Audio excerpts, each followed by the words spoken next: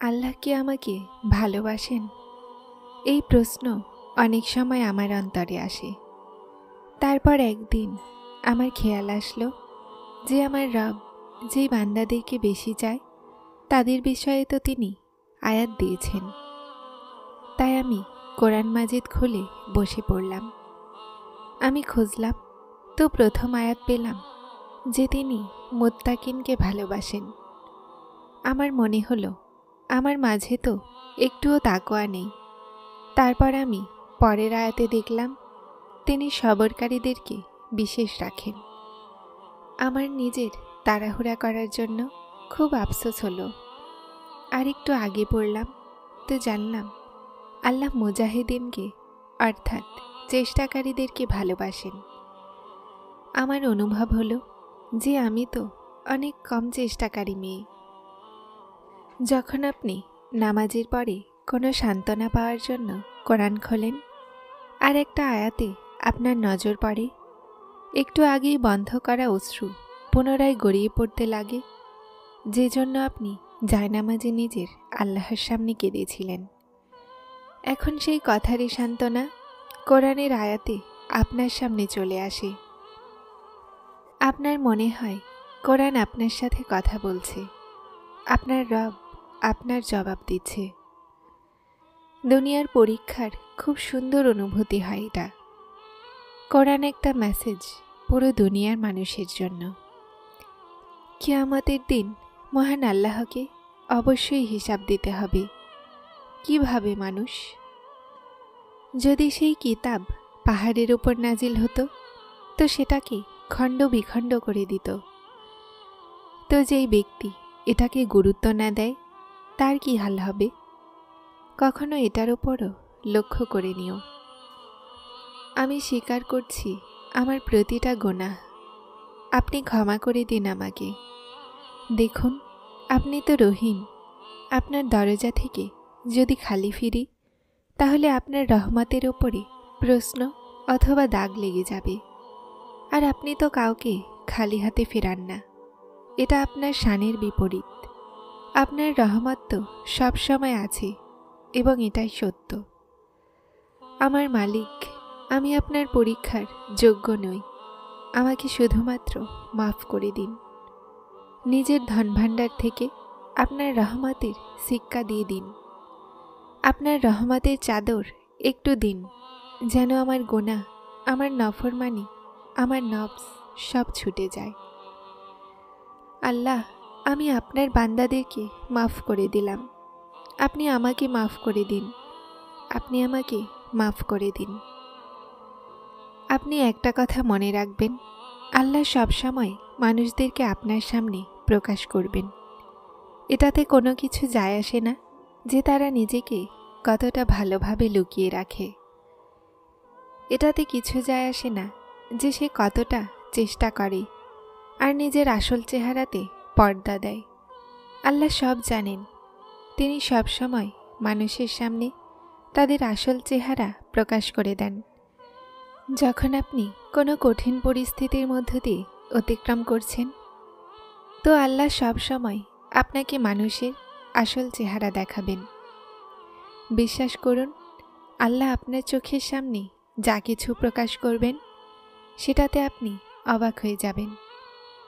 সেই মানুষ যাদের ব্যাপারে আপনার মনে হয় যে তারা আপনাকে কঠিন সময়ও ছেড়ে যাবে না, তারা আপনাকে তাদের জীবন থেকে এমনভাবে বাহির করে দিবে যেন আপনি কখনো ছিলেনই না। সেই মানুষ যাদের আপনাকে সাহায্য করা উচিত ছিল, যাদের আপনার সাথে থাকা উচিত ছিল, যারা অনেক দাবি করত, মিথ্যা কথা বলতো, আল্লাহ তাদের বাস্তব চেহারা আপনার সামনে নিয়ে আসবেন। কখনোই এটা ভুলেন না যে আপনার সাথে কে ছিল আর কে ছিল না। আল্লাহ আপনাকে তাদের এই কারণেই আসল রং দেখান। এটাও আল্লাহর অনেক বড় নিয়ামত যে আল্লাহ মিথ্যুক আর খারাপ মানুষদেরকেও আপনার জীবন থেকে বের করে দেন। আর একদিন আপনি আল্লাহর শুকরিয়া আদায় করবেন। আমাদের আল্লাহর কাছে দোয়া করা উচিত যে আল্লাহ তাআলা আমাদেরকে এমন মানুষের থেকে দূরে রাখুক যারা আমাদের খারাপ চায় আর যারা আমাদের জন্য উত্তম নয়। হজরত ইউসুফ আলাইহিসসালাম যখন ৩২ বছর পর তার পিতার সাথে সাক্ষাৎ করলেন তো এতটা কাঁদলেন যে অজ্ঞান হয়ে গেলেন। হজরত জিব্রাইল আলাইহিসসালাম আল্লাহকে বললেন, ইয়া আল্লাহ, এতটা ভালো কেউ কাউকে বাসেন? আল্লাহ বললেন, জিব্রাইল, আমি উম্মতি মুহাম্মাদের প্রতিটা বান্দাকে এর থেকে বেশি ভালোবাসি। জীবন খুব সহজ হয়, কিন্তু আমরা অযথা চিন্তা করে এটাকে নষ্ট করে দিই। এটা পেলাম না, ওটা পেলাম না, সে কথা বলল না, অমুক কথা বলল না, অযথা কথাবার্তা এসব। কেউ কথা না বলে তো এটাতে আফসোস কিসের? সবার নিজের জীবন আছে আর নিজের রোল আছে। সম্পর্ক রক্তের হোক অথবা অনুভূতির, কাউকে বাধ্য করে নিজের দিকে টেনে আনা একদম ভুল। ভালো থাকতে শেখো, কাজ করো, ফালতু কথায় নিজেকে ডুবিয়ে রাখা ছেড়ে দিন। যারা আপনাকে গুরুত্ব দেয় না নিজের জীবনে, আপনিও তাদেরকে দূরে রাখুন। আটাতে লবণ হোক বা না হোক, রুটি তো বানানোই যায়। এমনই কেউ সাথে থাক বা না থাক, জীবন চলেই যায়। শুধুমাত্র নিজের ওপরে মনোযোগ দিন। তোমার মন যে কোনো পরিস্থিতিতে প্রশান্ত থাকুক। আল্লাহ তোমাকে এমনভাবে জুড়ে দিক যেন আর কখনোই কেউ ভাঙতে না পারে। আল্লাহ তোমাকে এতটাই নিকটবর্তী করে নিক যেন অন্য কারো তোমার প্রয়োজন না পড়ে। আল্লাহ তোমাকে তার এতটাই ভালোবাসা দিক যেন কারো ভালোবাসার জন্য তুমি কখনোই আফসোস না করো। আল্লাহ তোমাকে দুনিয়ার এতটাই বুঝ দান করুক যেন তুমি তার প্রতিটা ফায়সালাতে খুশি হয়ে যাও।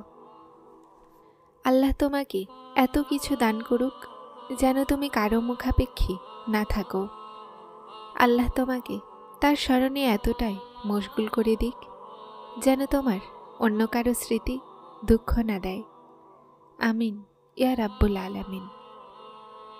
রাসূল সাল্লাল্লাহু আলাইহি ওয়াসাল্লাম বলেছেন, কসরতের সাথে লা হাওলা ওয়ালা কুওয়াতা ইল্লা বিল্লাহ পড়তে থাকো, কেননা এটা জান্নাতের ধনভাণ্ডারের মধ্যে একটা।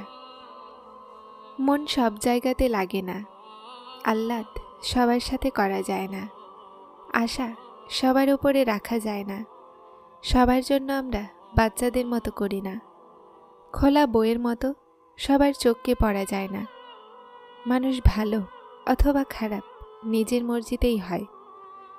ভালো মানুষ খারাপ মানুষদের মধ্যে থেকেও খারাপ হয় না, বরং তাদের মধ্যেও কিছু ভালো ভেবে আপন করে নেয়।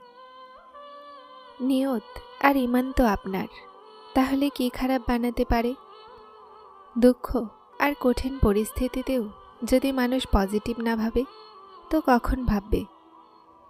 কোরআনের আয়াত এই সময় আপনার মধ্যে পজিটিভিটি তৈরি করে। যারা চ্যানেলটিতে নতুন এসেছেন তারা সাবস্ক্রাইব করে হেদায়েতের সাথে থাকুন। আসসালামু আলাইকুম।